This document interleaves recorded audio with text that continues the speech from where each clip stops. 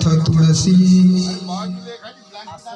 अनेक नेनोबा साधना विषय कीर्तना संत संगती निरंतर प्रेमधन हे भांडार अनेक नेनोबा साधना आमुचा विषय हरिकीर्तन ऐसी आमुची परंपरा मने नाम याचा नारा किंवा मने विष्णुदास नारा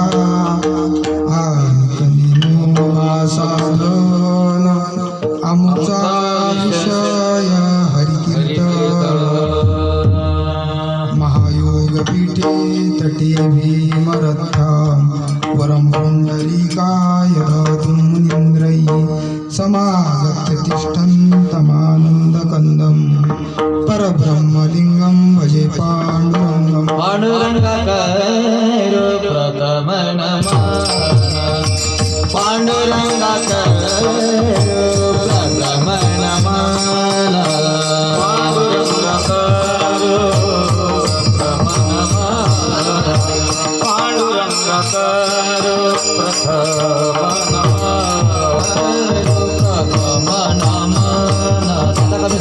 पांडुरंगाकर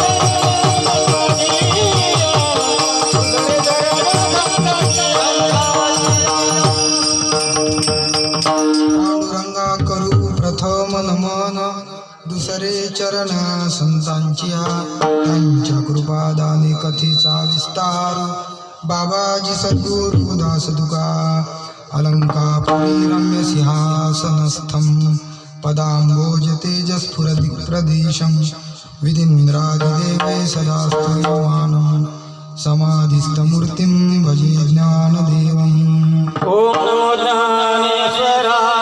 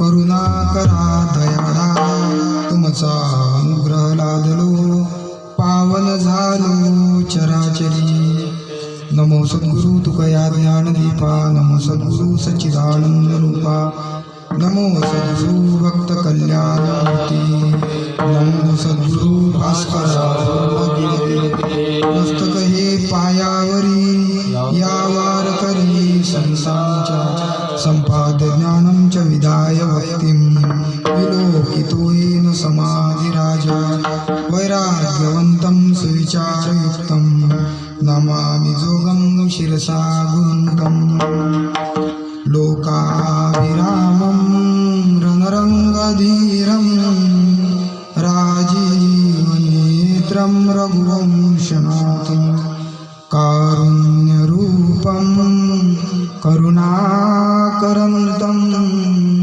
श्रीरामचन्द्रं शरणं प्रपद्ये विठ्ठल विठ्ठल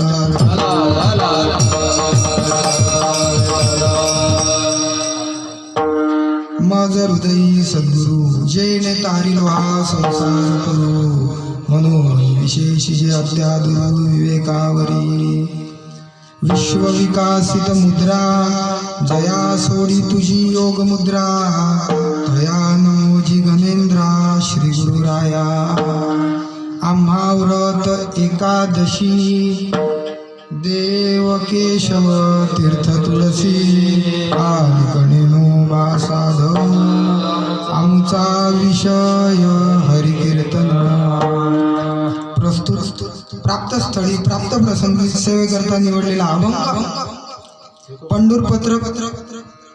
पंढरपूर क्षेत्र निवासी भक्त शिरोमणी भक्त प्रतिपालक प्रेममूर्ती संत श्री संत नामदेव महाराज यांचे थोरले पुत्र ज्येष्ठ पुत्र श्री संत नारायण महाराज यांचा असून 4 चरणाचा हा अभंग आहे आणि या अभंगाद्वारे नारायण महाराज आपल्या परंपरेचा महत्त्व प्रतिपादन करतात आणि एकादशी व्रताचं महात्म्य सुद्धा प्रतिपादन करतात. विठ्ठल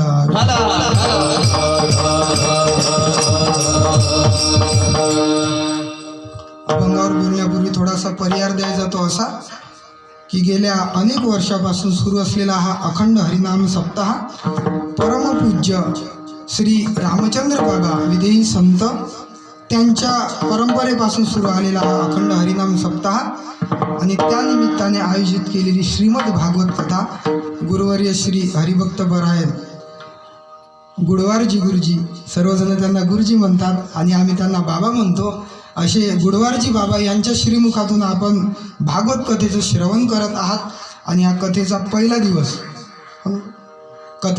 दिवस आणि त्या निमित्ताने श्री हरिभक्त परायण दिवाकररावजी कोले पाटील आणि आमचे उमेशदादा कोले पाटील यांच्याकडून मला निमंत्रण मिळालं आणि हे शेत जे आहे ही जागा हरिभक्तपरायण खेमराजजी पाटील बरोबर ना हरिभक्तपरायण खेमराजजी पाटील त्यांच्या या भूमीमध्ये त्यांच्या या परमवंदनीय अशा धरतीमध्ये सुरू असलेला हा अखंड हरिनाम सप्ताह त्या निमित्ताने त्यांच्याही मार्फत मिळालेलं मला निमंत्रण आणि त्या निमित्ताने तुम्हा सर्व मातृपितृ श्रोतेजनांचं घडलेलं दर्शन तुम्हा सर्व भाविक भक्तांच्या चरणी ज्येष्ठ श्रेष्ठ गुरुबंधूंच्या चरणी गुरुवर्यांच्या चरणी आणि माऊली ज्ञानोबारांच्या चरणी नतमस्तक होतो व सेवेला प्रारंभ करतो.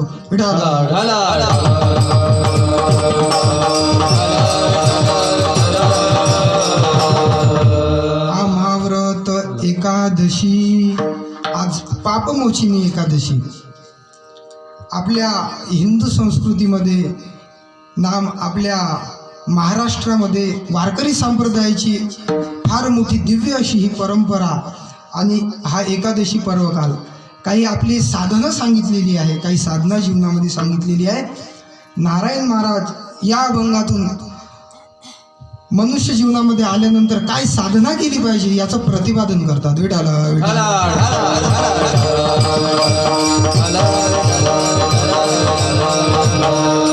हा महाव्रत एकादशी व्रताचं महात्म्य प्रतिपादन करतात. असं म्हणतात की फार पूर्वी ज्यावेळेस सृष्टीच्या निर्मितीनंतर एक नूर नामक दैत्य तो दैत्य उदयाला आला आणि त्याने फार घोर अशी तपश्चर्या केली. घोर अशी तपश्चर्या केल्यानंतर त्याला वरदान प्राप्त झालं. त्यांनी सांगितलं की मी कुठल्याही मनुष्य योनीकडून अथवा देव योनीकडून मी मरणार नाही किंवा मारले जाणार नाही. त्याला आशीर्वाद मिळाला आणि त्याने गायींना ब्राह्मणांना छळ करणं सुरू केलं. त्यांनाच नाही तर देवादिकांना सुद्धा त्यांनी छळल्यानंतर तो साक्षात वैकुंठामध्ये गेला. परंतु देव लोकांकडून माझा विनाश होणार नाही असं त्याला वरदान मिळाल्यामुळं काही करू शकले नाही. भगवान विष्णूंनी वैकुंठ सोडलं. तो सत्यलोकामध्ये गेला. सत्यलोकामध्ये गेल्यानंतर ब्रह्मदेवाने सुद्धा प्रयत्न केले परंतु तो मारला गेला नाही. सत्यवानाने सावित्रीसह सत्यलोक सोडला. नंतर कैलासामध्ये गेला. कैलासामध्ये गेल्यानंतर भगवान शंकरांनी सुद्धा कैलास सोडला आणि तिन्ही देव या सत्यलोकामध्ये आल्यानंतर असा विचार केला. प्रत्येक आपापल्या मार्गाने आले. येत असताना काही ठिकाणी नदीचं स्नान घडलं. फार मोठी फजिती झाल्यामुळं जिकडे तिकडे पळापळी सुटली आणि त्यामुळे या तिन्ही देवांचं एका ठिकाणी असं म्हणतात, काही ठिकाणी सरस्वती नदीच्या संगमावर त्या किनाऱ्यावर एकत्रित एका वटवृक्षाच्या झाडाखाली एकत्रित आले. विचार करू लागले. या प्रक्रियेला 3 दिवस गेले. 3 दिवस गेल्यानंतर 3ही दिवस सर्व देवतांना देवी लोकांना सुद्धा उपवास घडला. काही खायची सोय नाही. एकत्रित आल्यानंतर त्या फार मोठा वटवृक्ष त्या खाली असं म्हणतात की थोडंसं दरड होता आणि त्या ठिकाणी बसल्यानंतर विचार करत आहे की या दैत्याला कसं मारलं पाहिजे. नूर नामक हा दैत्य आहे आणि याला कसं मारलं पाहिजे याचा विचार करत त्यांच्या 3ही लोकांचा श्वास एकत्रित झाला आणि एकत्रित झाल्यानंतर त्यामधून एक कन्यारत्न बाहेर पडलं. त्या उपवासाच्या भूमिकेतून, त्या व्रताच्या भूमिकेतून ते कन्यारत्न बाहेर पडलं आणि बाहेर पडल्यानंतर त्या कन्येने त्याचा शिरच्छेद केला, त्याचा वध केला आणि तेव्हापासून ही परंपरा सुरू झाली. मग तिला विचारलं की तुला काय दिलं पाहिजे. त्यांनी सांगितलं की तुमच्या जीवनामध्ये व्रत घडलं आणि तुमच्या श्वासोश्वासाद्वारे या पुण्याद्वारे माझा उदय झाला म्हणून तुम्ही या एकादशीचा स्वीकार करा. म्हणून त्या दिवशीपासून त्या तिथीचा भगवान विष्णूंनी एकादशी या नावाने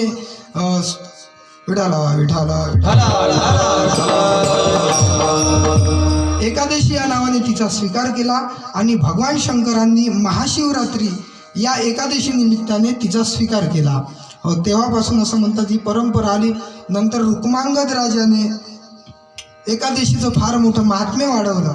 रुक्मांगदा कारणे एकादशीचा छंद, तेने ब्रह्मानंद किंवा तेने परमानंद प्रगटला.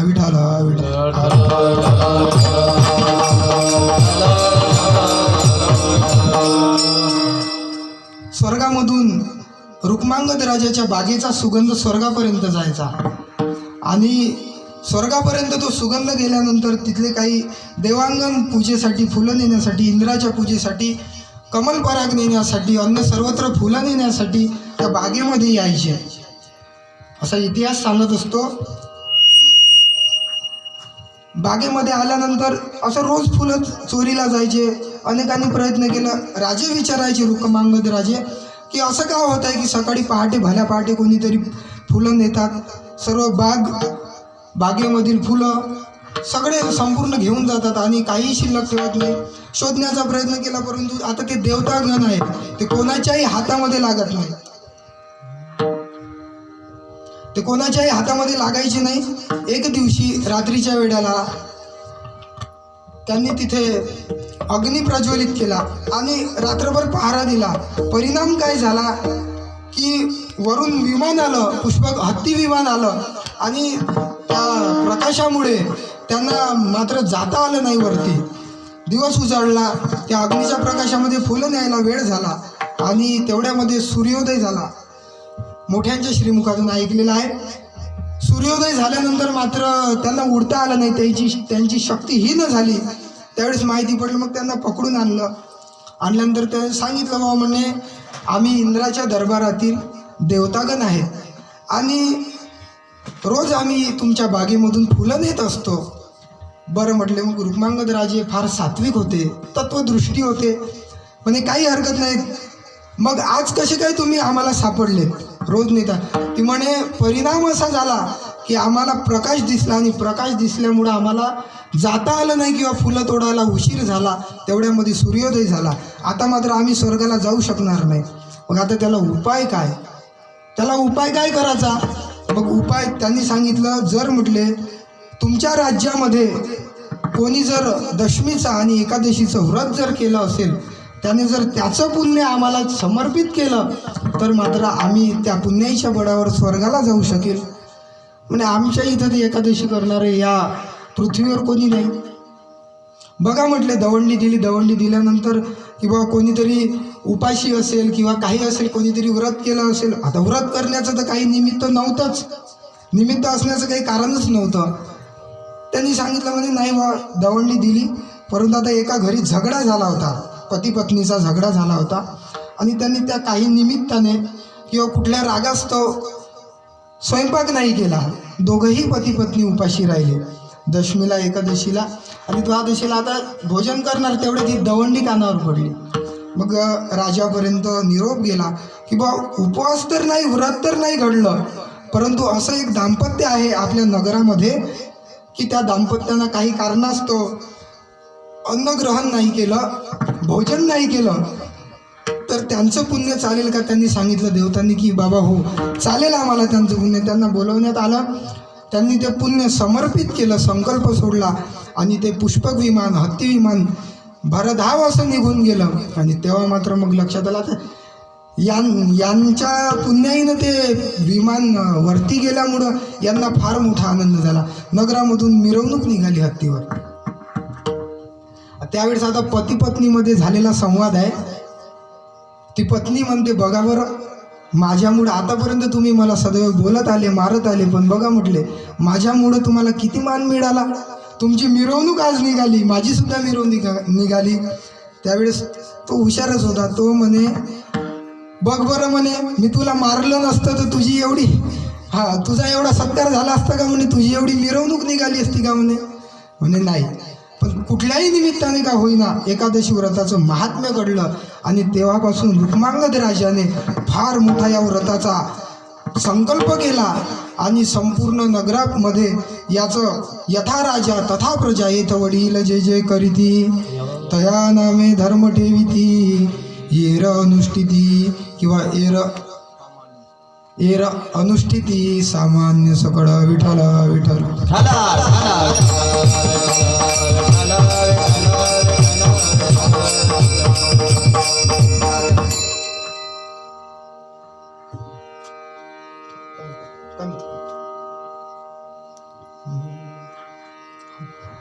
त्या दिवसापासून या सत्यलोकामध्ये फार मोठं व्रत, एकादशीचं व्रत केल्या गेलं आणि त्यानंतर द्वादशीच्या सुद्धा व्रताचं फार मोठं महात्म्य श्रीमद भागवत कथेमध्ये, श्रीमद भागवताच्या 9व्या स्कंदामध्ये त्याचं वर्णन आलेलं आहे. अंबरीश राजा हो रुक्मांगदाकारणे एकादशीचा छंद तेने ब्रह्मानंद प्रगटला. अंबरीशी कारणे द्वादशीचा छंद तेने परमानंद प्रगटला. द्वादशीचं फार मोठं, द्वादशीचं सुद्धा महात्म्य प्रतिपादन केलेलं आहे. द्वादशीच्या महात्म्यामध्ये असं सांगतात की 9व्या स्कंदामध्ये ती आलेली कथा आहे आणि त्या कथेचा विचार असा आहे की नभग नावाचा राजा राज्य करत होता आणि त्याला पुत्र झाला. त्याचं नाव नाभाग ठेवलं. तो फार मोठा ब्रह्मवेत्ता होता. त्याने घोर तपश्चर्या केली. तपश्चर्याच्या बळावर तपश्चर्या झाल्यानंतर तो राज्यामध्ये परत आला. परत आल्यानंतर भावाभावांमध्ये संपत्तीचा वाटा करण्याची वेळ आली. वेळ आल्यानंतर वडील नभग यांनी सर्वांना सारखा वाटा घ्या असं सांगितलं, परंतु थोरल्या बंधूंनी मात्र या नाभागांना काही वाटा दिला नाही आणि त्याला सांगितलं म्हणे, अहो काहीतरी माझ्या वाट्याला द्या. म्हणले हे वडील आहेत, हे तुझ्या वाट्याला. ठीक आहे म्हणे, काही हरकत नाही. पिताश्री जवळ गेला, दर्शन घेतलं. म्हणे पिताश्री, तुम्ही माझ्या वाट्याला आले आहात, माझं परम भाग्य. वडील आपल्या वाट्याला आलं, याच्यामध्ये आनंद मानणारा जो पुत्र आहे, किती मोठा पुत्र असेल, किती मोठं अंतःकरण त्याचं असेल.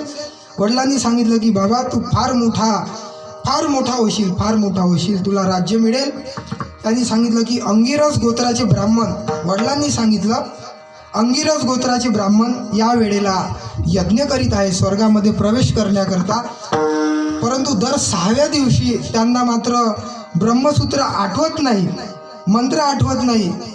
तर तू काय कर, त्यांच्याकडे जा आणि त्यांना 2 वैश्वेशिक सूत्र म्हणून आहे, तर ते सूत्र तू त्यांना सांगितल्यानंतर ते प्रसन्न होतील. वडिलांच्या आज्ञेचं पालन करत ते गेल्यानंतर त्यांनी त्या यज्ञामध्ये सहभाग घेतला. त्यांना 2 वैश्वेशिक सूत्र सांगितले, वैश्वदेव नामक सूत्र आहे ते सांगितल्यानंतर त्यांचा यज्ञ सफल झाला. ते स्वर्गाला गेले. जाता जाता मात्र या नाभागांना जो काही यज्ञामध्ये उरलेला वाटा होता, धन होतं, ते धन मात्र दिलं आणि दिल्यानंतर सांगितलं की वा जा, तुम्हाला राज्य मिळेल, फार मोठी संपत्ती मिळेल. ते निघून गेले. तेवढ्यामध्येच उत्तर दिशेकडून एक काळा पुरुष आला. त्यांनी सांगितलं की बाबा, या यज्ञामध्ये जो काही वाटा शिल्लक राहिलेला आहे तो वाटा माझा आहे. त्यावेळेस नाभाग विचारतात की बाबा तुम्ही कोण आहात? त्यांनी सांगितलं मी रुद्रदेव आहे. तुझ्या वडिलांना विचार, या यज्ञामध्ये असणारा जो काही वाटा आहे, जो काही सहभाग आहे, तो शिल्लक राहिलेले जे द्रव्य आहे ते माझ्या वाट्याचं आहे. वडिलांना जाऊन विचारलं. वडिलांनी सांगितलं की दक्ष प्रजापतीने एकदा यज्ञ केला होता. त्या यज्ञामध्ये असं ठरलं ऋषीमुनींद्वारे की जो यज्ञामध्ये शिल्लक राहिलेला वाटा आहे, धन आहे, द्रव्य आहे, ते मात्र रुद्रदेवतेला देण्यात येईल, असा निर्णय झाला. आणि तेव्हापासून ही परंपरा आहे. ठीक आहे म्हणे. गेले, रुद्रदेवतेला नमस्कार केला आणि नमस्कार करून ते ते द्रव्य समर्पित केलं. रुद्रदेव प्रसन्न झाले. म्हटले राजा, तू महान आहेस, तू तपस्वी आहेस, जा, तुला एक उत्तम असा पुत्र होतील, सप्तद्वीपाचं त्याला राज्य प्राप्त होईल आणि फार मोठा तो विद्वान होईल, साक्षात प्रभू त्याचं रक्षण करतील, असं त्यांनी सांगितलं. रुद्रदेव निघून गेले. निघून गेल्यानंतर राज्य करू लागले. त्यांना अंबरीष नावाचा पुत्र प्राप्त झाला. फार ब्रह्मविद्येमध्ये तत्पर आणि ब्रह्मवेत्ते असे अंबरीष राजे त्यांच्या पोटी जन्माला आले. नाभागांनी राज्य सोपवलं आणि निघून गेले. कृष्ण भक्तीमध्ये सतत रत असणारे हे अंबरीष राजे यांनी फार मोठा उत्कर्ष केला. सप्तमहाद्वीपाचं राज्य, पृथ्वीचं राज्य, स्वर्गापर्यंत त्यांची कीर्ती असून सुद्धा इहलोकापासून परलोकापर्यंत एवढं फार मोठं ब्रह्मतत्व त्यांच्या भगवान नारायणाने त्यांच्या सुरक्षेकरता त्यांना सुदर्शन चक्र दिलं. सुदर्शन चक्र त्यांच्या सेवेमध्ये रुजू केलं. हो. आणि असं करत करत त्यांनी तपश्चर्येनंतर द्वादशीचं व्रत 1 वर्षापर्यंत द्वादशीचं व्रत केलं. 9 स्कंदामध्ये त्याचा फार मोठ्या स्वरूपाने विस्तार आलेला आहे. फार मोठं हे व्रत केलं. 1 वर्षापर्यंत पत्नीसह प्रजेसह व्रत केलं. यमुना माईमध्ये ते व्रत सोडायचं. यमुना माईमध्ये कार्तिकमध्ये स्नान केलं आणि 3 दिवस आणि 3 दिवस रात्री असा उपवास केला आणि द्वादशीला ते व्रत सोडायचं. ब्राह्मणांचा यथासांग विधी झाला. ब्राह्मणांना दान देण्यात आलं. 60 कोटी गाईचं दान.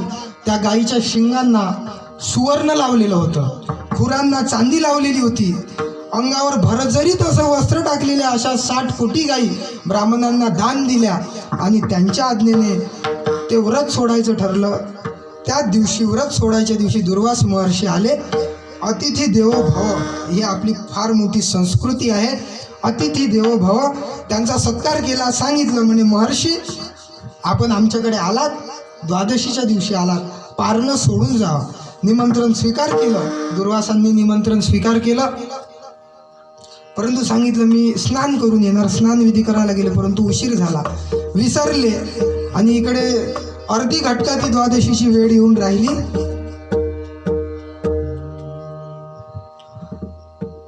काय करावं? दुर्वास ऋषी तर आले नाही करावं तर व्रत खंडन होतं. विचार विनिमय केला ऋषीमुनींसोबत आणि सांगितलं म्हणे भगवान विष्णूच्या चरणाचं तीर्थ घ्या, म्हणजे एकादशी सोडल्याचंही पातकही लागणार नाही, म्हणजे साधूचा अपमान झाल्याचं पातक लागणार नाही आणि व्रताचं सुद्धा खंडन होणार नाही. मग तीर्थ घेतलं. तेवढ्यामध्ये काही वेळानंतर दुर्वास ऋषी आले. आता ते ब्रह्मविद, ते सर्वदर्शी होते. त्यांनी बघितलं की अंबरीशांनी मात्र द्वादशीचा उपवास व्रत सोडलेला आहे. फार अत्यंत क्रोधी दुर्वास ऋषी फार क्रोधी आणि त्यांनी सांगितलं म्हणे राजा तू माझा अपमान केला आणि या अपमान मी हा सहन करणार नाही. राजा मी तुला शाप दिल्याशिवाय राहणार नाही. परंतु शापाने काहीच झालं नाही, कारण कुठल्याही प्रकारचा अपमान झालेला नव्हता. कुठल्याही प्रकारचा अपमान झालेला नव्हता. म्हटले महाराज मी क्षमा मागतो तुमची. म्हणे जर मी पारणं सोडलं नसतं तर मात्र व्रताचं भंग झालं असतं, व्रत माझं भंग पावलं असतं. म्हणजे त्यामुळे मात्र आपण मला क्षमा करा. त्यांनी दुर्वास ऋषींनी जटा उपटली आणि ती आपटली. त्याच्यामधून कृत्या नावाची राक्षसीन आली. ती फार मोठी अग्निस्वरूपामध्ये ती आली. परंतु अंबरीश राजे हे भगवंताचे भक्त असल्यामुळं त्यांनी नारायणाचं स्मरण केलं, भगवान परमात्म्याचं स्मरण केलं आणि सुदर्शन चक्र जागृत झालं, तिचा शिरच्छेद केला. परंतु त्याचा दाहकपणा मात्र त्या दुर्वासा ऋषींच्या जीवनावर परिणामकारक ठरला. ते त्यांचा पाठलाग करायला लागलं. ते पाठलाग करायला लागले. एवढे मोठे ऋषी संपूर्ण शक्ती लावली, परंतु सुदर्शन मात्र थांबायला तयार नाही. कारण भगवान विष्णूचं चक्र आहे. सुदर्शन थांबायला तयार नाही. इहलोक परलोक सगळीकडे गेले, ब्रह्मदेवाकडे गेले, भगवान शंकराची याचना केली. सर्वांनी सांगितलं की तुम्ही वैकुंठामध्ये जा. तिथे गेल्यानंतर मात्र भगवान विष्णूची आराधना करतात. त्यावेळेस भगवान म्हणतात अहम भक्त पराधीन, मी भक्ताच्या पराधीन आहेत. ऋषी तुम्ही क्रोध केला याच्याबद्दल काहीच अडचण नाही, परंतु तुम्ही भक्तावर त्याचा प्रयोग केला त्यामुळे हा चुकीचा झाला.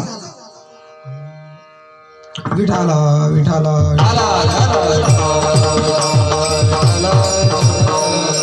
क्रोधामुळं मनुष्याचा विनाश होत असतो. क्रोधात भवति सम्मोह, सम्मोहात स्मृतिविभ्रम, स्मृतिभ्रंशात बुद्धिनाशो, बुद्धिनाशात प्रणश्यती. हो, बुद्धीचा नाश झाला, नाश. तुमचा विवेक नष्ट झाला आणि म्हणून ही वेळ आली तुमच्यावर विनाशाची. त्यामुळं मी काही करू शकत नाही, कारण मी भक्तांचा अंकित आहे. तुम्ही ज्यांचा फार मोठा उपहास केला, ज्यांचा अपराध केला, त्यांची क्षमा मागा. त्यांनी जर क्षमा केली तर मात्र तुम्हाला सुटका मिळेल. परत आल्यानंतर अंबरीश राजाचे पाय धरले.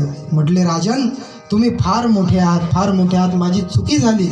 ऋषी क्षमा मागतात. त्यावेळेला सुदर्शन चक्राचं जे काही महत्त्व होतं ते अंबरीश राजांना माहिती होतं. त्यांनी विनंती केली की बाबा मी आजपर्यंत भगवंताची जर अनन्य भावाने सेवा केलेली असेल, मी जर कधी कुठल्याही पापामध्ये प्रवृत्त झालो नसेल किंवा परावृत्त झालो नसेल, तर मात्र तुम्ही या ऋषींचा पाठलाग सोडा आणि शांत व्हा, अशी नम्र विनंती केली.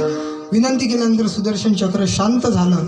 दुर्वास ऋषींचा सत्कार केल्यानंतर राजाला सांगितलं की राजा एक दिवस तुला या परमतत्वाची प्राप्ती झाल्याशिवाय राहणार नाही आणि तू या भगवत स्वरूपाला प्राप्त होशील. कारण की आणि तुझी फार मोठी कीर्त अजरामर राहतील. या चंद्र सूर्य असेपर्यंत या व्रताचं महात्म्य तुझ्या कीर्तीद्वारा हे पसरत राहतील.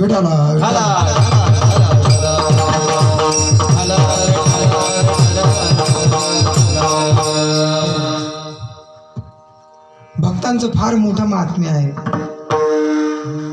भक्त म्हणावे तयासी. निळोबाराय महाराज म्हणतात जो न गुंते आशापाशी, अहंकार निरसला, देहभाव पालटला, निंदा स्तुती नावडे, पाहता परब्रह्मावडे, निळा मने तया ध्याता, स्वानंद तो येत हाता. निळोबाराय महाराज भक्ताचं वर्णन करतात. किंवा कुळी कन्या पुत्र होती जे सात्विक, तयाचा हरीख वाटे देवा. हो, पवित्र ते कूड, पावन तो देश, जेथे हरीचे दास जन्म घेती. एवढं राज्य असून सुद्धा एवढी नम्रता होती.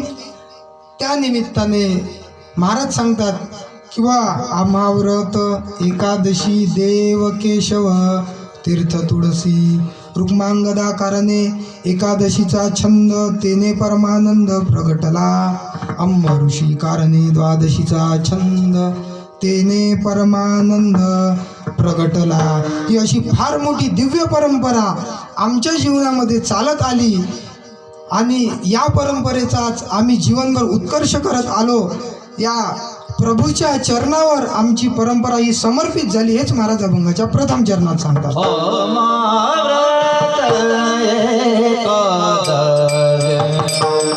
अमाव्रत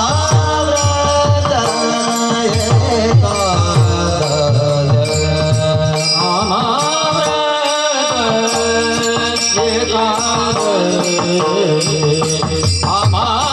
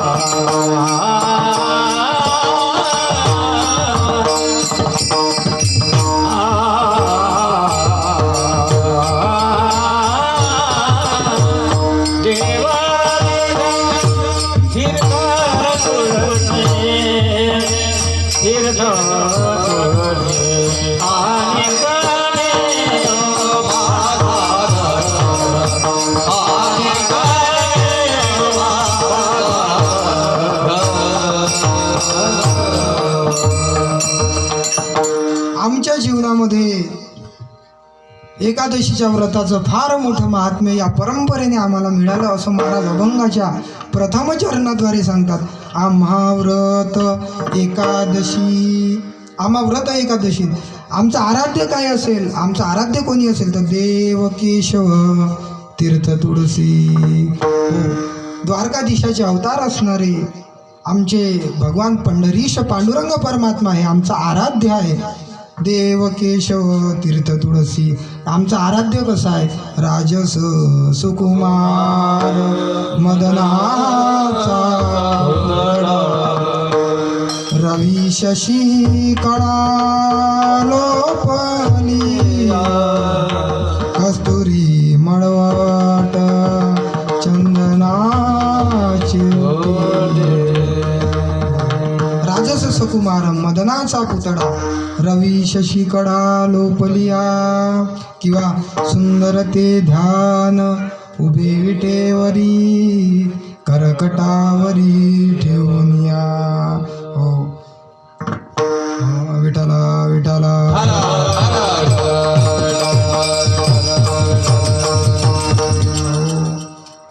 अति प्रिया आवडे तुळसी बुक्का, तैसीच प्रीती करी भोळ्या भाविका. देव केशव तीर्थ तुळसी. भगवान परमात्म्याने तुळशी माळाला, तुळशी माळ गळा गोपी चंदन टिळा, हृदयी कळवळा वैष्णवांच्या. हो, तुळशीचं महत्त्व प्रतिपादन केलं आहे. आणि त्याच न्यायाने अतिप्रिय आवडे तुळशी बुक्का, तैसीच प्रीती करी भोळ्या भाविका. भगवान परमात्मा किती प्रीती करतात तर नामयाचे पाठी चाले केशिराज, लागावया रज चरणीचे. नामदेव महाराजांच्या पाठीमागे देव धावतात, देव चालतात. का तर त्यांचे रजक्कन आपल्यावर पडावे, एवढं मोठं प्रेम, एवढं मोठं प्रेम. आणि किती शक्ती होती नामदेव महाराजांची. तर फिरविले देऊळ जगा माझी ख्याती, नामदेवा हाती दूध प्याला. हो, फिरविले देऊळ जगा माझी ख्याती. कीर्तन करत असताना काही शैवपंथाचे पंढरपूर क्षेत्रामध्ये वास्तव्य करणारे शैवपंथी होते, भक्त होते भगवान शंकराचे. त्यांना सहन झालं नाही. त्यांनी सांगितलं बा तुम्हाला मंदिरामध्ये मात्र कीर्तन करता येणार नाही. ठीक आहे, काही हरकत नाही. वाळवंटामध्ये नामदेव महाराज कीर्तन करायचे. आता तुम्हाला इथं कीर्तन करता येणार नाही, मग पाठीमागच्या बाजूने वाळवंटामध्ये उभे झाले. परिणाम असा झाला की कीर्तनाला सुरुवात झाल्यानंतर मंदिरच फिरलं. फार मोठा चमत्कार झाला आणि ते शैव पंथाचे जे असलेले भक्तगण आहे ते मात्र नामदेवरायांना शरण आले. काय शक्ती असेल नामदेवरायांची. हो विठाला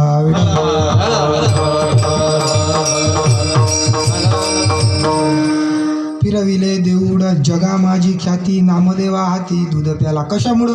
तर कंठी धरिला कृष्णमणी, अवघाजनी प्रकाश. आम्ही कंठामध्ये त्या भगवान परमात्म्याला धारण केलं आणि म्हणून आमच्या जीवनामध्ये हे सर्व घडलं. एकदा एका प्रसंगामध्ये जगद्गुरु तुकोबाराय आणि छत्रपती शिवाजी महाराज यांचा प्रसंग आहे. दुष्काळ पडला, काही कालखंड गेल्यानंतर मात्र छत्रपती शिवाजी महाराजांचे आध्यात्मिक गुरु जगद्गुरु तुकोबाराय अभंग रचना झाली. तुकोबारायांची कीर्ती फार मोठी पसरली. परंतु घरची परिस्थिती मात्र जी काही जहागिरी होती ती सर्व वाटून दिली महाराजांनी.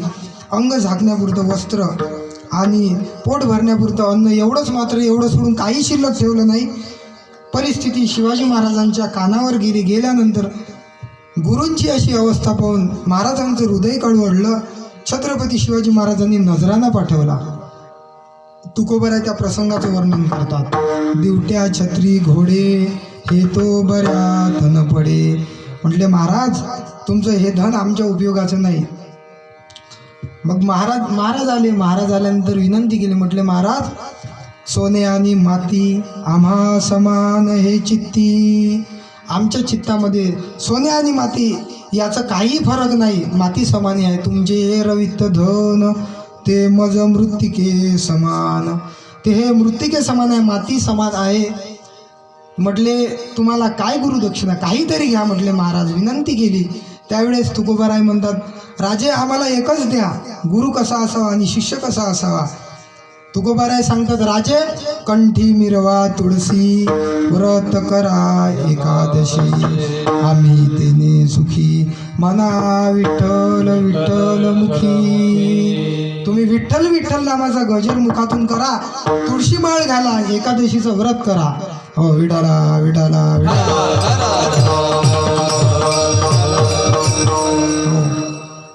म्हणून छत्रपती शिवाजी महाराजांना शिव तुझे नाव ठेविले पवित्र, छत्रपती सूत्र विश्वाचे की. छत्रपती हे पदवी शिवाजी महाराजांना बहाल केली आणि सांगितलं की धर्माचं रक्षण करा, धर्माचे पालन करणे पाखांड खंडन, हेची आम्हा करणे काम, बीज वाढवावे नाम.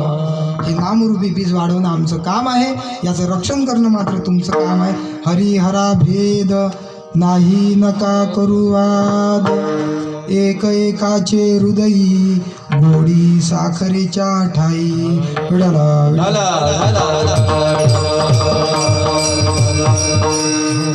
हरिहरामध्ये भेद नाही. का भेद नाही तर प्रभू रामचंद्र मात्र शिवजीचं गुणगान गातात आणि शिवजी प्रभू रामचंद्राचं गुणगान गातात. श्रीराम जय राम भजन करी महादेव, श्रीराम जय राम भजन करी महादेव,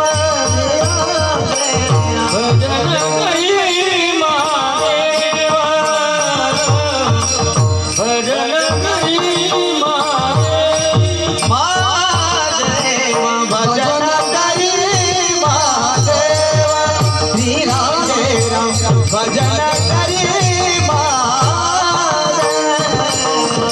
भजन करी महादेव, भजन करी महादेव. ओ राम तुझे सदा सेवा, राम तुझे सदा सेवा,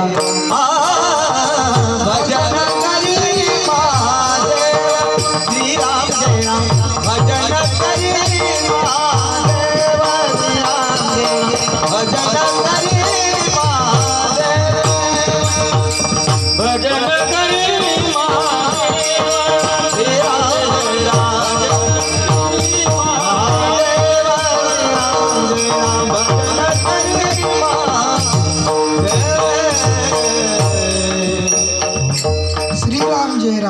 भजन करी महादेव. हो, रामपूजी सदाशिव. याच्यामध्ये हरिहरामध्ये भेद नाही. ज्यावेळेला भगवान कृष्ण परमात्म्याचा अवतार झाला त्यावेळेला सुद्धा भगवान शंकर त्यांच्या भेटीकरता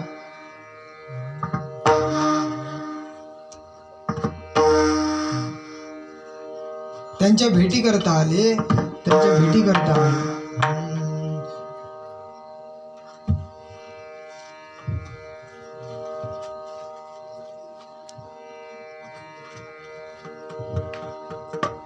भेटी करता भगवान शंकर आले. श्रीराम जय राम भजन करी महादेव. हो.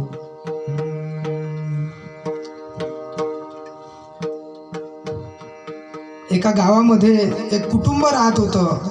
ते मात्र कुटुंब शैव पंथाचं होतं पूर्वीचा काळ. आणि त्यांच्या घरामध्ये मुलाचं लग्न झालं. लग्न झाल्यानंतर सुनबाई आल्या. सुनबाई मात्र वैष्णव पंथाच्या. सुनबाई वैष्णव पंथाच्या. आणि हे सासरची जी मंडळी होती ही शैव पंथाची. आता पूर्वीचा काळ ते सारवण असायचं अंगणामध्ये, सारवायचा असा तो काळ. आता अलीकडे ते राहिलं नाही. सकाळी पहाटे भल्या पहाटे सुनबाई उठल्या आणि त्यांनी अंगण सारवायला सुरुवात केली. तेवढ्यामध्ये सासरेबुवा आले. सासरेबुवांनी बघितलं, म्हटले सुनबाई सारवत आहे. त्यांनी सांगितलं, म्हटले सुनबाई थांबा. म्हटले काय मामाजी काय झालं आता नवीन सुनबाई काय झालं. म्हटले ही जे सारवत आहात तुम्ही, म्हटले असं जमणार नाही आपल्याकडे. म्हटले असं का बरं जमणार नाही. सुनबाई शैव पंथाची, हे वैष्णव होते. ते म्हटले हे जे आडवं करतात ना तुम्ही, हे शैव पंथाची लोक. भस्म कसं असते, आडवं असते ना. आणि आपलं चंदन कसं असते, ऊर्ध्वपुंड भार कंठी शोभे माड कापीचे कडी काढ तया भेने. हो, ऊर्ध्वपुंड माड कर. ते म्हटले आम्ही वैष्णव आहोत, आमच्याकडे हे चालणार नाही. सुनबाई घाबरल्या. म्हटले पंचायतच आहे. आता सारवायचं म्हणजे उभं कसं सारवणार, ते आडवंच त्यांनी सारवायला प्रयत्न. पण आता पर्याय नव्हता. मग ते कसं तरी तेवढं आटपल्यानंतर मामाजींनी दात घासायला सुरुवात केली. आता त्या सुनबाई त्यांच्यापेक्षा सुनबाईंनी सांगितलं, म्हटले मामाजी थांबा, तुम्हाला दात घासता येणार नाही. म्हटले काय झालं. म्हटले तुम्ही दात आडवे घासत आहात आणि तुम्ही सांगितलं की आडवं आपल्याला चालणार नाही. म्हटले आता दात असे कसे घासायचे दात जमल घासायला पाठीमागे कसं. ते म्हटले सासरेबुवाची पंचायतच झाली. सासरेबुवांनी मात्र माघार घेतली. ते म्हटले सुनबाईंनी सांगितलं हरिहरा भेद नाही नका करू वाद. एकाचे हृदयी गोडी साखरेच्या ठाई. आणि या न्यायाने भगवंत आणि भक्ताचं हे प्रेमपूर्वक असं असणारं नातं संत शिरोमणी नारायण महाराज सांगतात की हे साधन केल्यानंतर दुसरं साधन करायची आम्हाला गरज नाही, दुसरं कुठल्याही साधनाची आम्हाला आवश्यकता नाही. महाराज अभंगाच्या द्वितीय चरणात सांगतात. आणि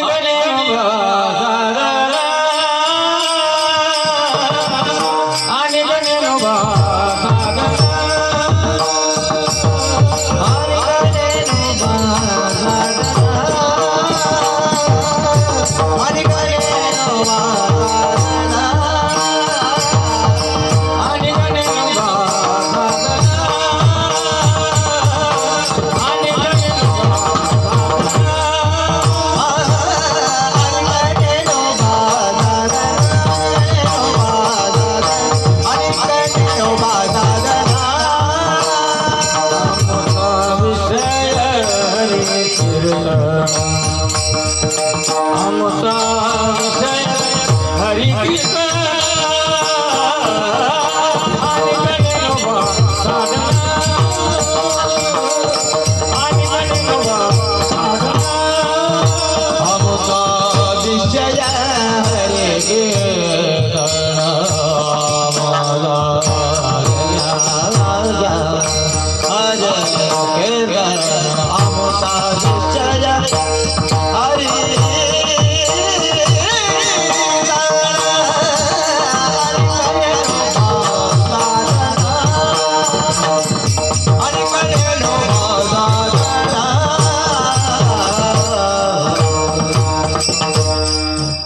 अनिक नेनोबा साधन आमुचा विषय हरिकीर्तन.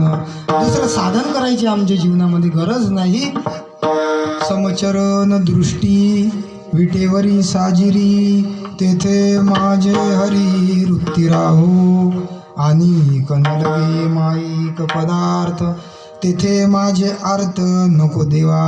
आणि न लगे माईक पदार्थ, अनेक पदार्थाची आम्हाला गरज नाही, कारण ते पदार्थ नाशवान आहात. योग याग तपे गेली तया मे अनुपे.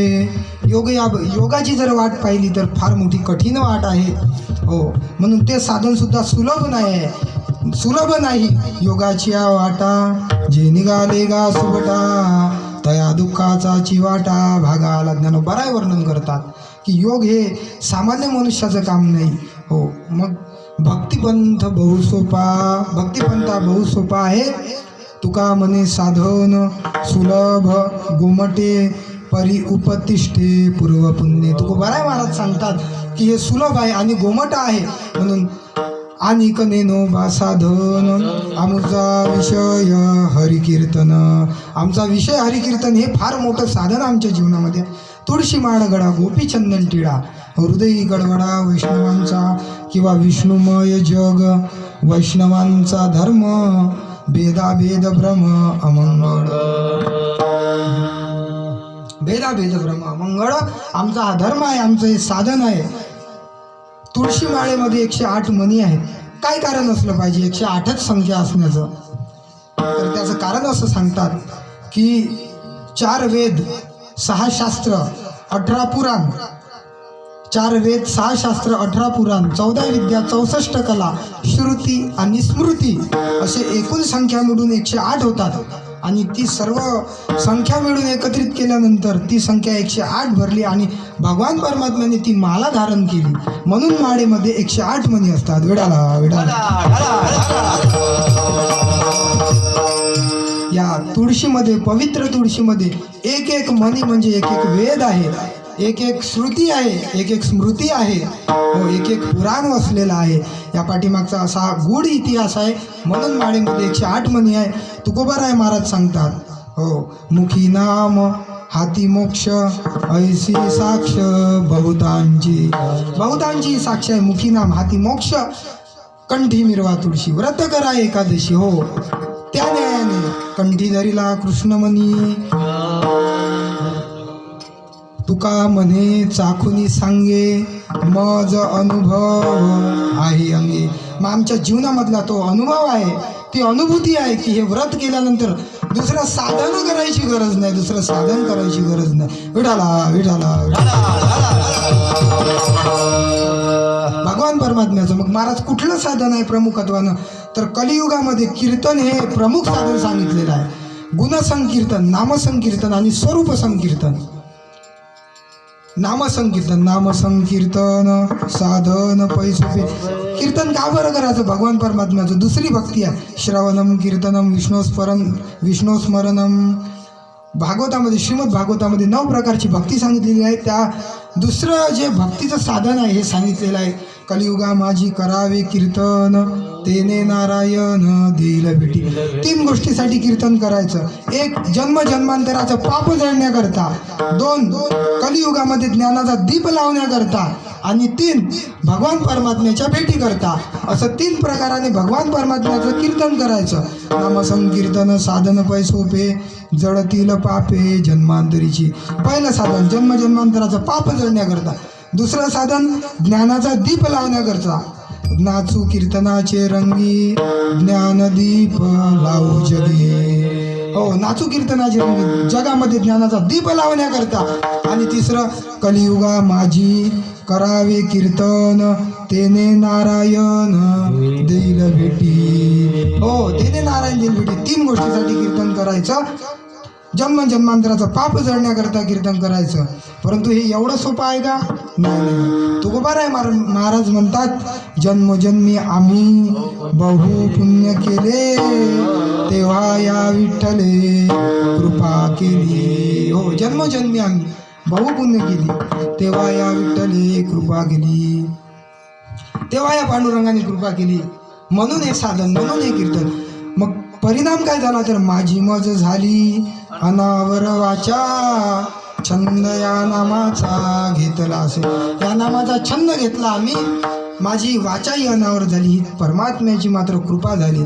मग काय आता देह पडला काय आणि राहिला काय. भक्त ऐसे जाना जे देही उदास, गेले आशा पाश निवारुनी, विषय तो त्यांचा झाला नारायण, नावडे जनधन माता पिता विडाला.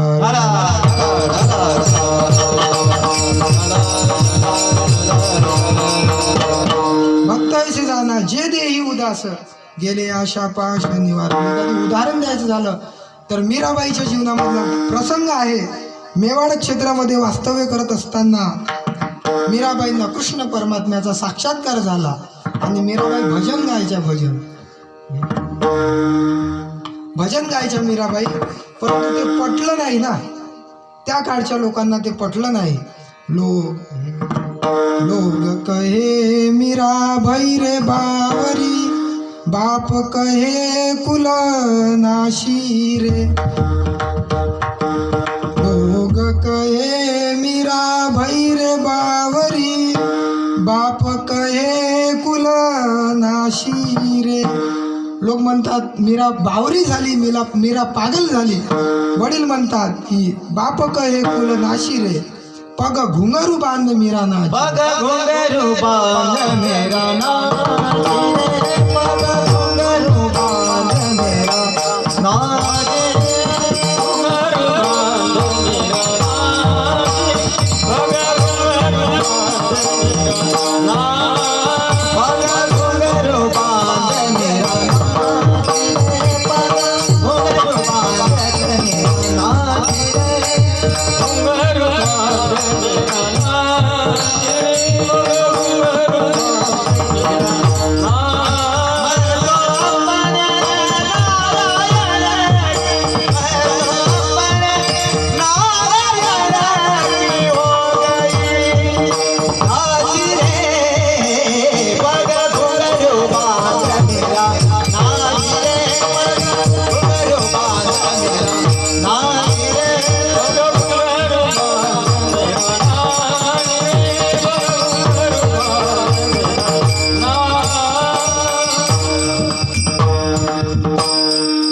घुंगरू बांध मीरा नाची रे.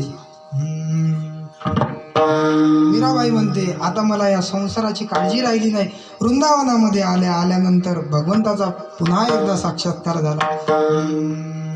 क्यों करू चिंता मैं संसार की, मेरी किस्ती को किनारा मिल गया, मेरी किस्ती को किनारा मिल गया, मुझको माधव का सहारा मिल गया, मेरी किस्ती को किनारा मिल गया, मेरी किस्ती को किनारा मिल गया. हो आता मला काही चिंता करायची गरज नाही. राणाजींनी फरमान सोडलं आणि विषाचा प्याला प्यायची वेळ आली. खंत व्यक्त करतात की देवा फार दुःख झालं मीराबाईंना, मला देवा विषाचा प्याला प्यावा लागत आहे. पण मीराबाई का दुःख करतात. इकडे म्हणतात तुकोबर आहे की भक्त ऐसे जाना जे देही उदास. इकडे काय चिंता करतात, देह जावो अथवा राहो पांडुरंगी दृढ भाव. मग दृढ भाव असताना काय चिंता का दुःख. मीराबाई सांगतात की मला हे शरीर गेलं काय आणि राहिलं काय याची चिंता नाही, परंतु हा प्याला पिल्यानंतर, जर पिल्यानंतर मला या मुखाने प्रभूचं नाव घेता येणार नाही, ही माझी वाचा बंद पडेल आणि म्हणून दुःख होत आहे. हे शरीर आता राहणार नाही, प्रभूचं भजन करता येणार नाही म्हणून दुःख वाटतंय. परिणाम असा झाला का विष का प्याला राणाजीनं भिजा, पिबत पिबत मीरा आसी. हो मीराबाईचा जहराचा परिणाम मूर्तीवर झाला. हो हस के तू पीले विष का प्याला, तो है क्या डर तोरे संग गोपाला, तेरे तन की ना होगी हानि, तेरे तन की ना होगी हानि, कृष्ण दीवानी मीरा श्याम दीवानी. दिवानी मीरा श्याम दिवानी हस के तू पिले विष का प्याला. मीराबाईच्या त्या मीराबाईंनी जहर पिलं, त्याचा परिणाम भगवान परमात्म्यावर झाला का तर प्रभूच्या नामसंकीर्तनाचं हे महात्म्य आहे, हे भक्तीचं महात्म्य आहे, भक्तीची शक्ती आहे. आणि म्हणून महाराज म्हणतात नामसंकीर्तन साधन पैसोपे, हे नामसंकीर्तनाचं महात्म्य झालं. भगवान परमात्म्याचं गुणसंकीर्तन सांगतात. गुणाला विटेवरी पितांबरधारी सुंदर जो हो, किंवा भगवान परमात्म्याच्या गुणाचं वर्णन करत असताना ज्ञानोबाला एका ठिकाणी वर्णन करतात. ऐका यशस्वी औदार्य ज्ञान वैराग्य ऐश्वर्य हे साई गुणवर्य वसती जेथ म्हणून तू भगवंतू. म्हणून 6 गुण सांगितलेले आहे भगवंताच्या ठिकाणी. यश श्री औदार्य ज्ञान वैराग्य ऐश्वर्य, एकूण 6 गुण भगवान परमात्म्याच्या ठिकाणी विराजमान आहे. म्हणून तो भगवंतू, भग हे त्याचं लक्षण आहे आणि वान हा प्रत्यय आहे. व्याकरणशास्त्राच्या दृष्टिकोनातून भगवान हे त्याचं स्वरूप आहे. साई गुणवरे वसती जेथ म्हणून तो भगवंतू, हे गुणसंकीर्तन आणि स्वरूप संकीर्तन विडाला विडाला.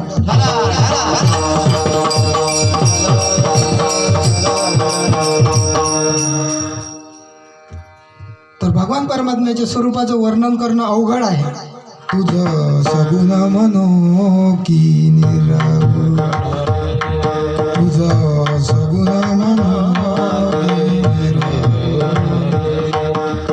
सगुण निर्गुण एकू गोविंदू रे, सगुण निर्गुण एकू गोविंदू रे, सगुण मनो के सगुण मनो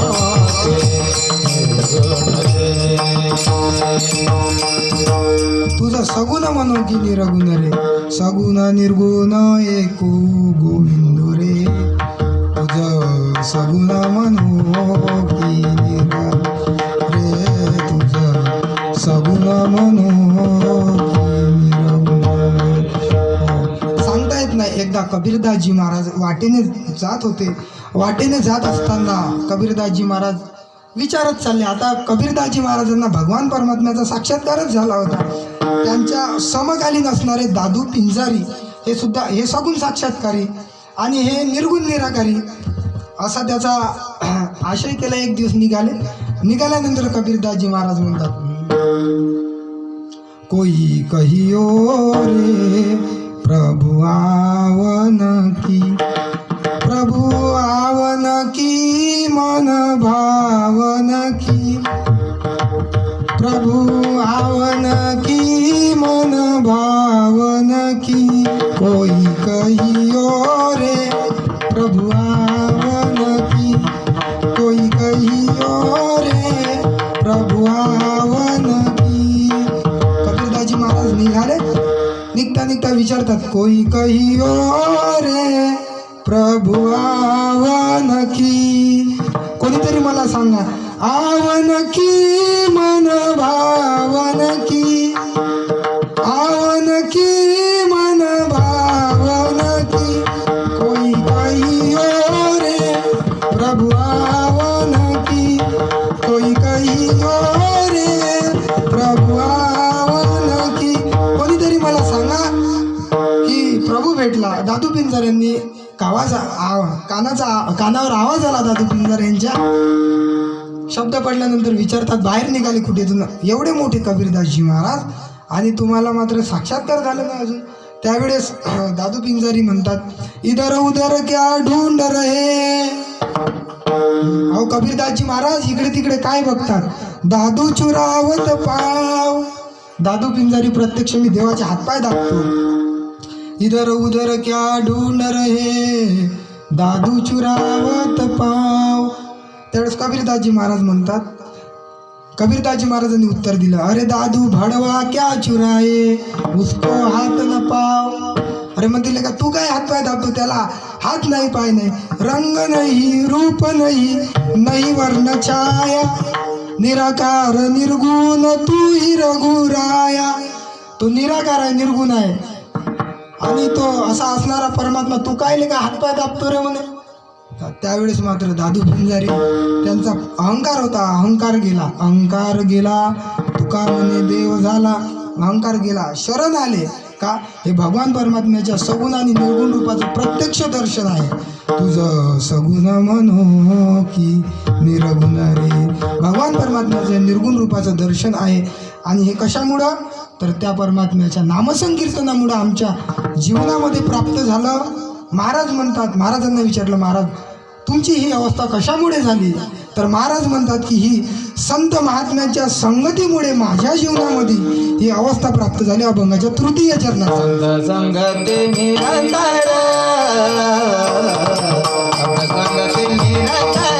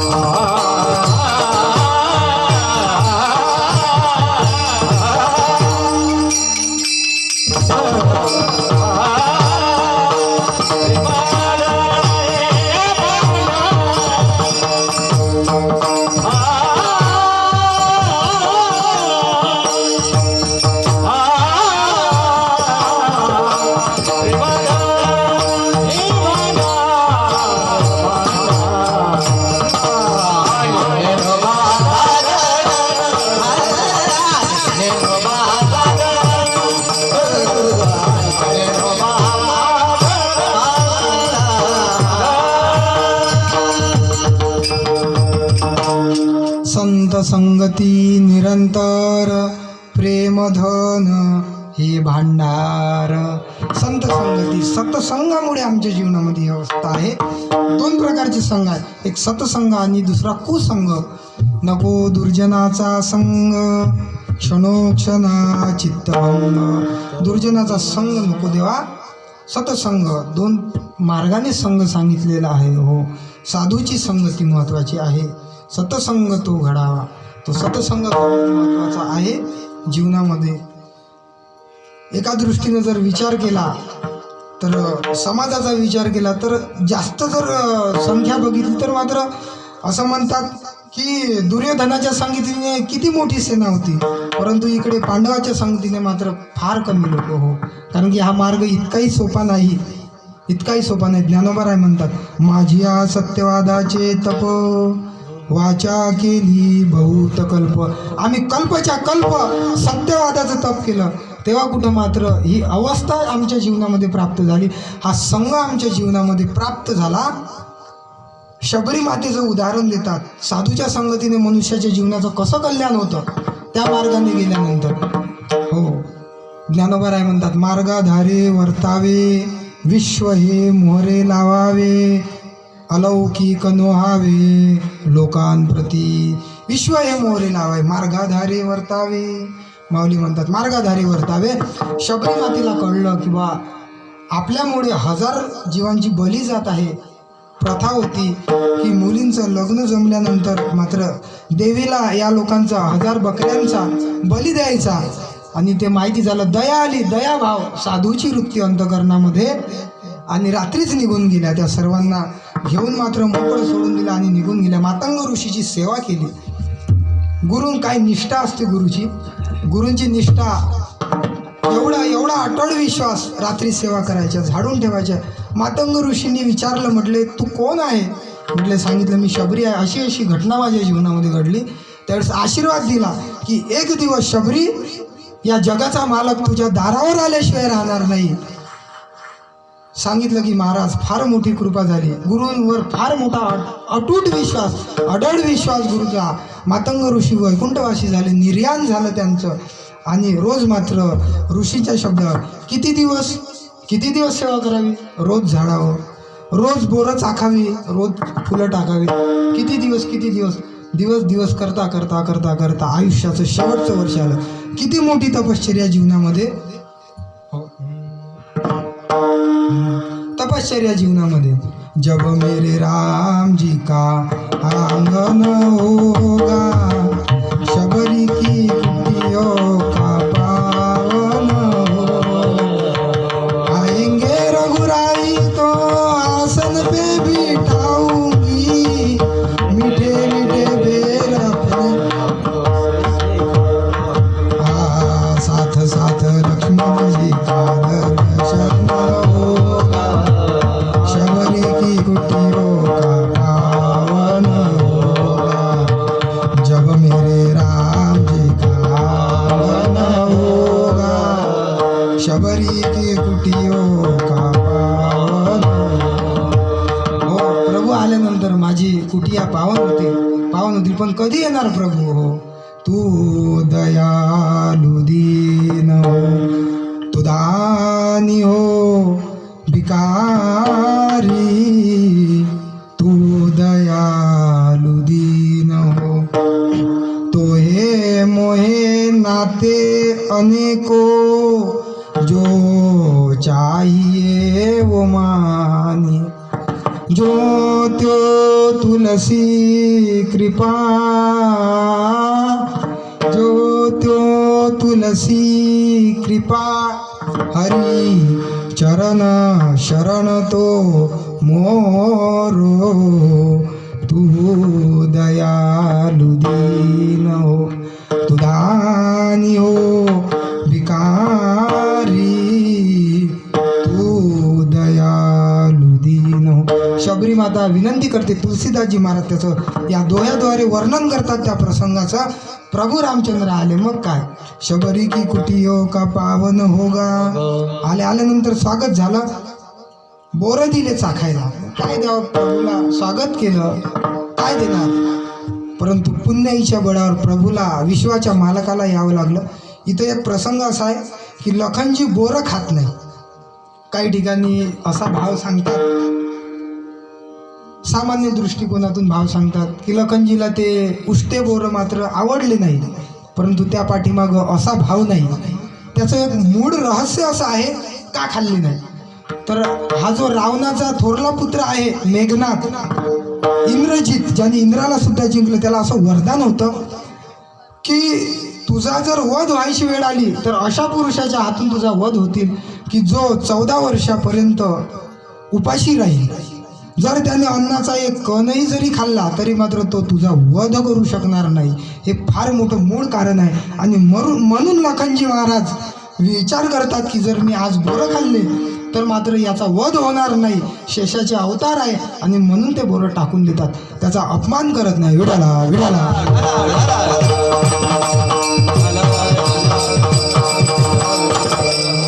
काही गोष्टीचं मूळ रहस्य असतात, म्हणून बोरं खाल्ली नाही. अपमान केला नाही शबरी मातेचा. मात्र प्रभू रामचंद्रांनी तो प्रसाद ग्रहण केला आणि शबरी मातेने सांगितलं की प्रभू आता उद्धार करा. उद्धार केला प्रभूंनी.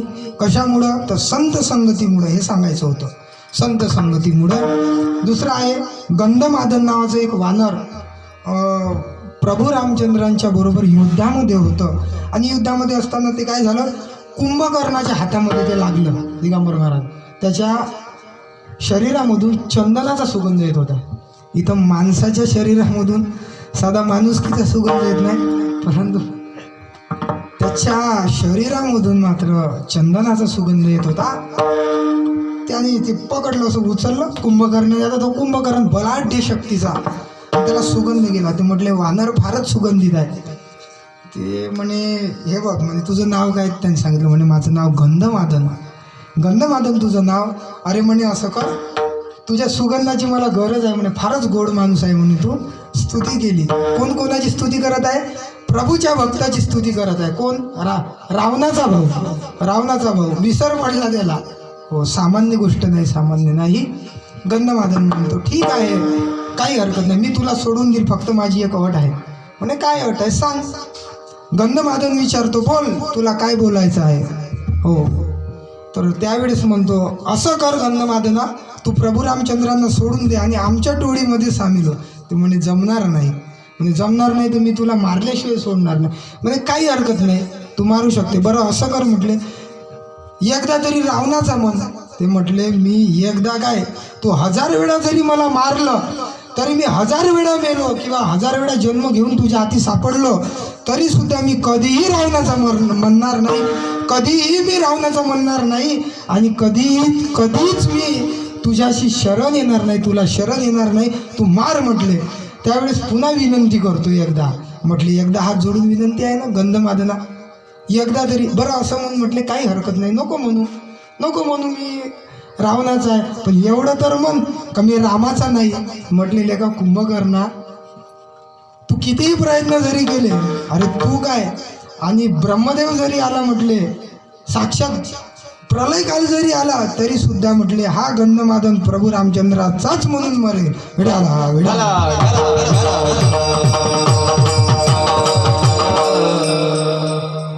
हो, ही शक्ती आहे, भक्तीची शक्ती आहे. रामनामाधार जिन्हें ओ जल में राह बनाते हैं, जिन पर कृपा राम करे वो पत्थर भीतर जाते हैं, जिन पर कृपा राम करे वो पत्थर भीतर जाते हैं. हो, जिन पर कृपा राम करे वो पत्थर भीतर जाते हैं. लेखा म्हणे दगड तरून जाते म्हणे. हा गंधमादन काय आहे, नरडी पकडली, मारलं, राम राम करत त्या स्वरूपाला प्राप्त झाले. राम म्हणता रामची होईजे, पदी बैसोनी पदवी घेईजे. याला म्हणतात सतसंगाचं महात्म्य. सतसंगाचं महात्म्य प्रतिपादन करतात. इकडे आहे दुर्जनाचा संग केल्याने काय परिणाम होतात, तर दुर्योधनाच्या संगतीने कर्णाचा मात्र विनाश झाला.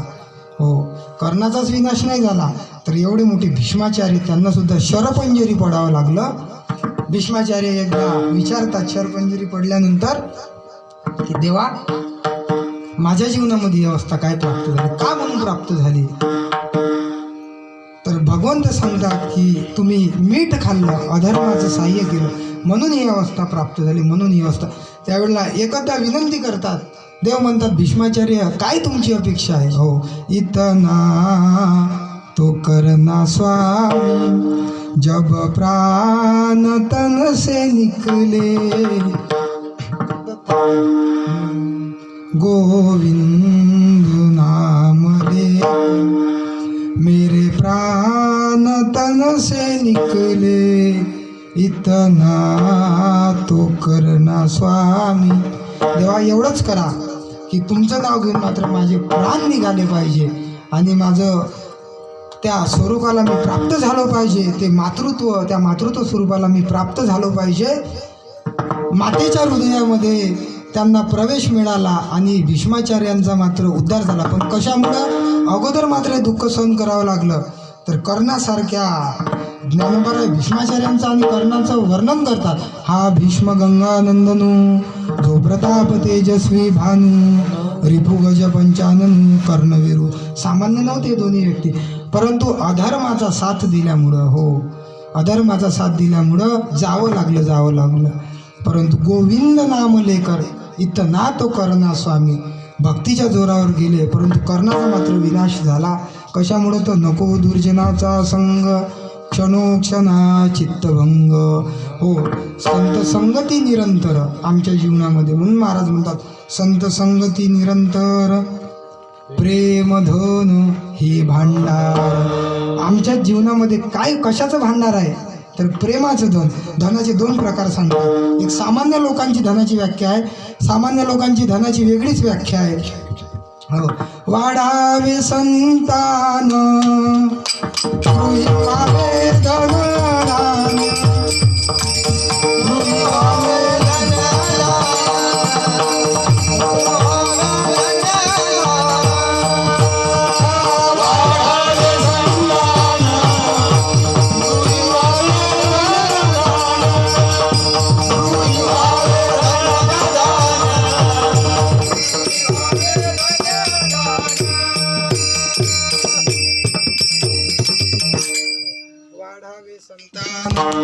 गृही व्हावे धनधान्य.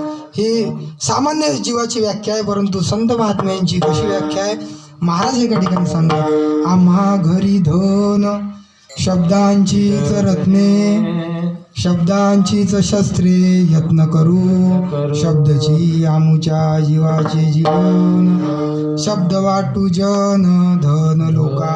हे आमच्या जीवनामधलं धन आहे, पारमार्थिक संपत्ती आहे आमच्या जीवनामधली. हो, शब्द वाटू जन धन लोका. आणि भगवान परमात्मा कशाचा भुकेला? थोर प्रेमाचा भुकेला, हाची दुष्काळ तयाला. थोर प्रेमाचा भुकेला, हाची दुष्काळ तयाला. हो, भगवान परमात्मा कशाचा भुकेला आहे? आणि भगवान परमात्म्याचं आश्चर्य सुद्धा ज्ञानोबाराय सांगतात. देखा नवल तया प्रभूचे, अद्भुत प्रेम भक्ताचे, जे सारथ्यपण पार्थाचे करीत असे.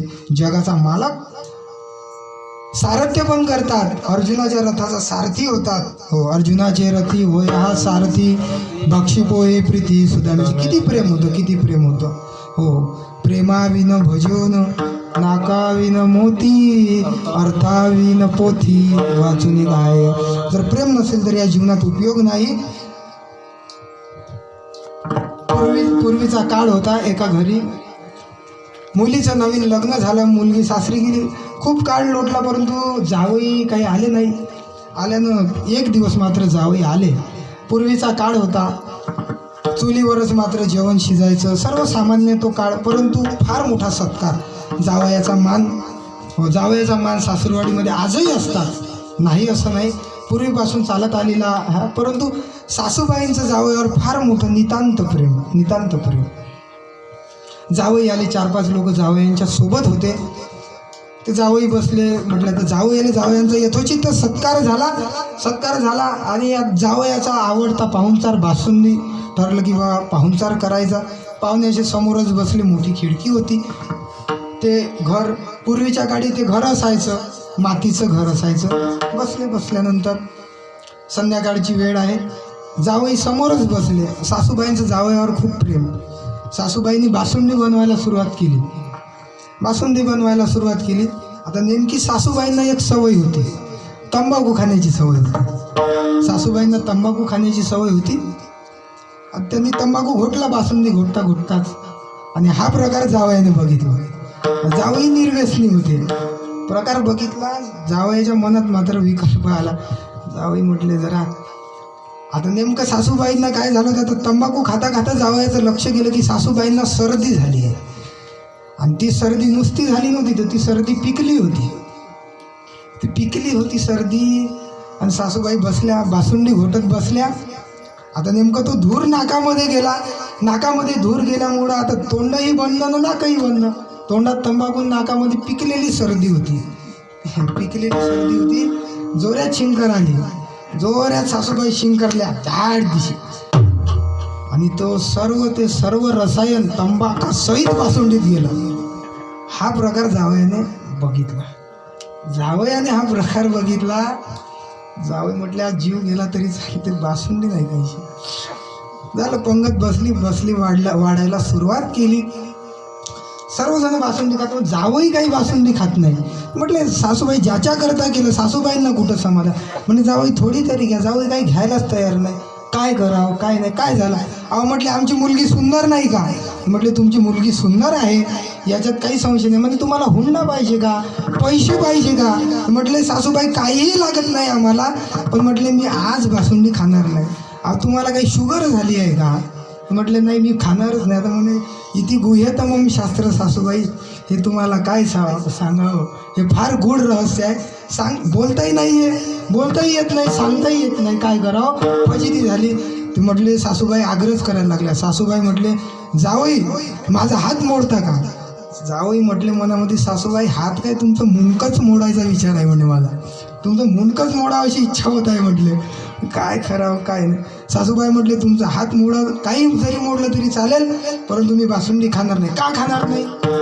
तर त्याच्यामध्ये सत्यता माहिती झाली, सत्यता माहिती झाली. प्रेम आहे परंतु निस्वार्थी प्रेम नाही. हो आमचा भगवान परमात्मा पेंद्याच्या मुखामध्ये असलेलं ताक सुद्धा तो भक्ताचा प्रसाद म्हणून स्वीकार करतो. विडारा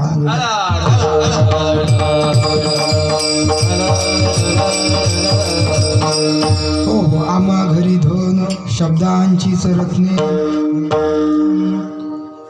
हो कबीरदासजी महाराज एका ठिकाणी म्हणतात, कागा किसका धन हरे कोयल किसको देत, मीठी वाणी बोल के जगपनो करले कबीरा, जगपनो करले कबीरा. मीठी वाणी बोल के कागा किसका धन हरे कोयल किसको देत, मीठी वाणी बोल के जग अपनो करले कबीरा, जग अपनो करले. हो साचा आणि मवाड मिथले आणि रसाळ शब्द जैसे कल्लोळ अमृताचे. आणि हेच भगवान परमात्म्याला पाहिजे. अर्जुनावर किती प्रेम होतं, निस्वार्थी प्रेम होतं भगवंताचं. भगवंत म्हणतात अर्जुनाला, अर्जुना बाबा तुला एकच विनंती आहे माझी, मन्मना भवमत भक्तो मध्याजी माम नमस्कुरु मामे वैशसी त्वैव महात्मानं मत्परायण. अर्जुना तू सर्व ठिकाणी सर्व भावाने मला नतमस्तक हो. तू मन हे मीची करी, ज्ञानोबा आहे त्याच्यावर भाष्य करतात. तू मन हे मीची करी माझी ये भजनी प्रेम धरी, सर्वत्र नमस्कारी मज एकाते. पुढं भगवान परमात्मा पुन्हा मात्र सांगतात, अर्जुना बाबा तुला शपथ घेऊन सांगतो, शपथ घेऊन. मन्मना भवमत भक्तो मध्याजी माम नमस्कुरु मामे वैश्यसी सत्यम ते प्रतिजानी प्रियोसी मे. तू माझा अत्यंत प्रिय सखा आहे आणि मी तुला प्रतिज्ञा घेऊन सांगतो, प्रतिज्ञा करून सांगतो की निश्चितच तू माझ्या स्वरूपाला प्राप्त होशील. हो ज्ञानोबा भाष्यामध्ये लिहितात. हो विठ्ठल विठ्ठल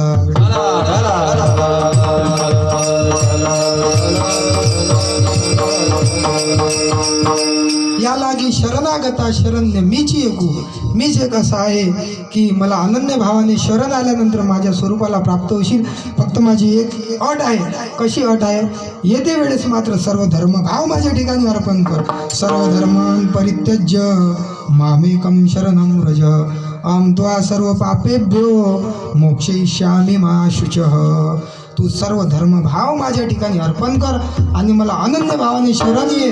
ज्ञानोबा भाष्य करतात, हे ते कचिलीला तरले जे सर्व भावे मज भजले, तया ऐली थडीच सरले माया जाड. आता ही माया नदी मात्र काही तरुण जाण्याकरता तुला कष्ट लागणार नाही. तू तरुण गेल्याशिवाय राहणार नाही. फक्त अनन्य भावाने मला शरण. किती प्रेम असतात. हो प्रेमधन हे भांडार आणि प्रेमधन हे भांडार अशी आमची फार मोठी ही दिव्य परंपरा आहे. या परंपरेचा मात्र फार मोठा पायीक होण्याचं माझ्या वाट्याला भाग्य प्राप्त झालं. महाराज अभंगाच्या शेवटच्या चरणात सांगा. मने नाम मने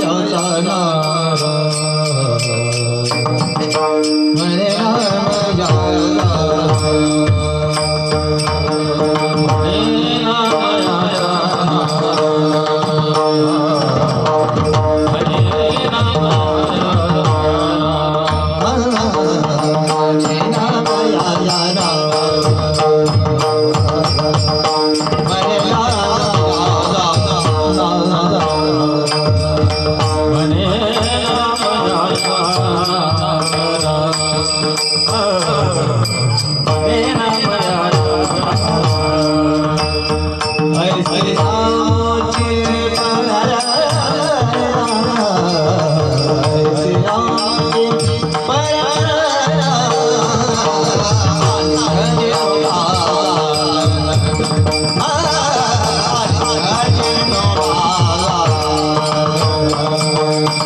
ऐसे आचे परारा